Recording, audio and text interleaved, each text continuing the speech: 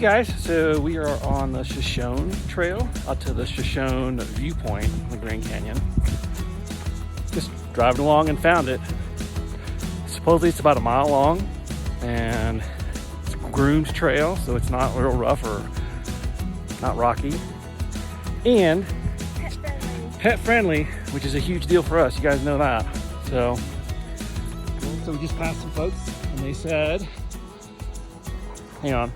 They said that this is a nice hike and the payoff is worth it at the end. It's beautiful. So it should be really nice. It's a good, easy hike for the day. Want water? I know. You were so cute when you tell me. You turn around and look at the water bottle. I'm me with the water bottle. All right, hold on.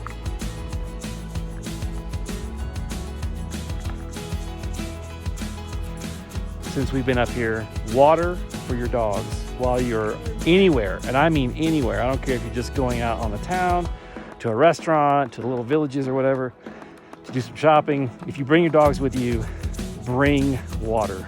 Our dogs, oh yeah, yeah, for sure. Pay attention to them when you're looking for it, because I will tell you, our dogs drink more water now than they ever do at home. And we're just cruising through the woods, and then all of a sudden we look up, and this is what we see.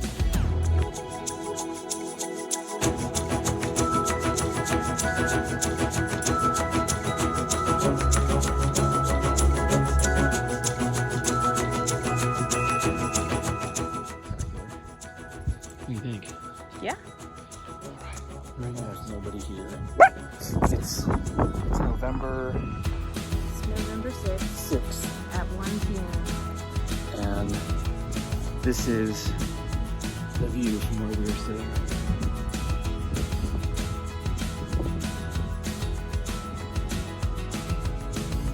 And I don't know. It's very beautiful.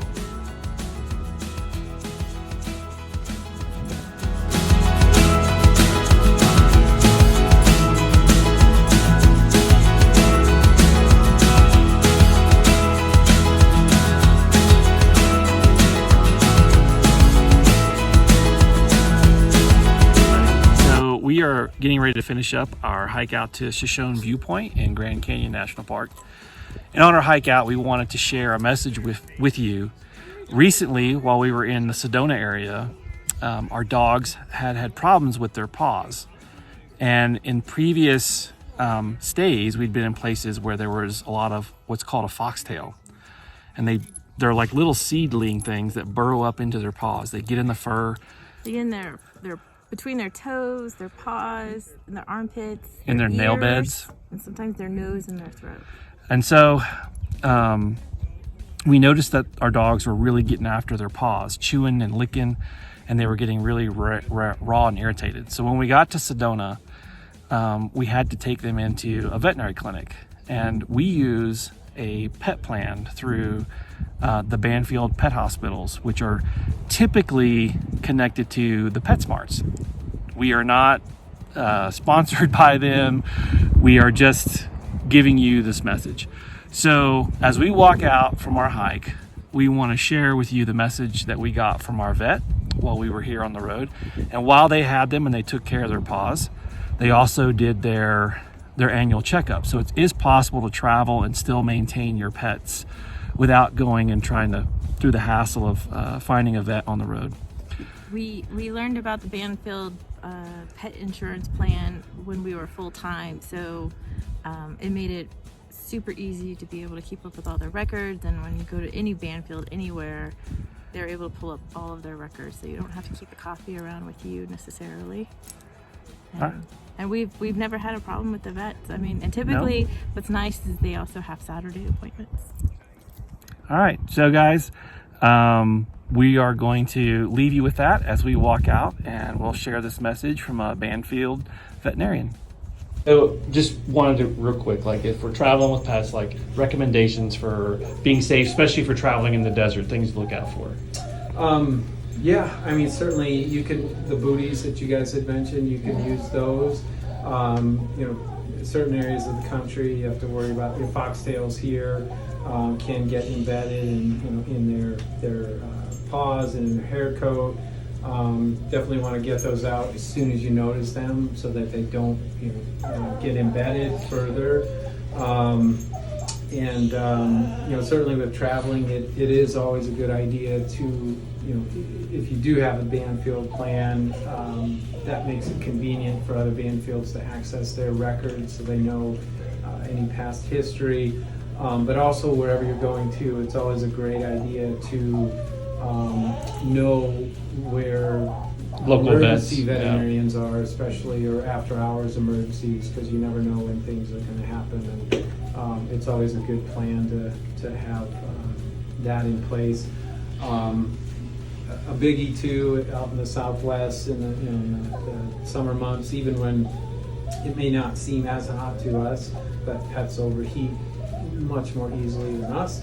And so always have water. I've seen so many. We carry water with us everywhere we go, just for them. Yeah. Perfect. Yep. Yeah. I see too many people walking with either just one little the little bottle of water and their large pet or whatever. You're just not prepared for things like that. So yeah. You hear that, Max? We're paying attention, buddy. And that way your dogs don't end up like little Daisy. Look at here. You see, show her paw. Yeah. Like this is what's This is left of yeah. a foxtail. Foxtails. Still Damage. And then you have to wear a cone. The cone of shame. Yeah. And so, All right. Well, Doc, thank you very much. Yeah, you're welcome. Appreciate it. You're welcome. Yeah. yes, thank you. Thank you for taking care of the Travels. babies. Yeah. It's a few moments. All All right. Thanks, Doc. Yeah, you're welcome. You're welcome.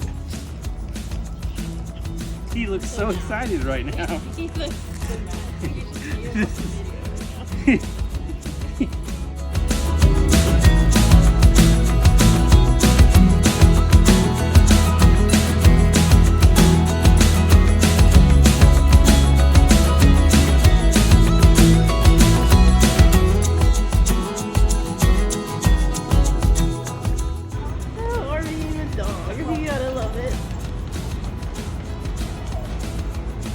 Oh, okay. So we just got back from back to the truck from the Shoshone hike, and when we left you guys, we were talking about the dogs, veterinary plans on the road, how you take care of your dogs on the road, and stuff like that. So we don't know what you guys think. Be sure and leave comments on the video for how you guys take care of your dogs on the road. We'll put links below to Banfield and Petsmart, and where we just did this great hike. This was a great little hike. This is how many miles did we do? 2.18. 2.18 miles Go all the way in to and the out. point. All the way to the point. And that's like going all the way out on the point and back onto the trail. So hope you guys enjoy the video. Like and subscribe and share this with your friends if you enjoy it. And we will see you guys next time. Here are some shared memories of our dogs on the road.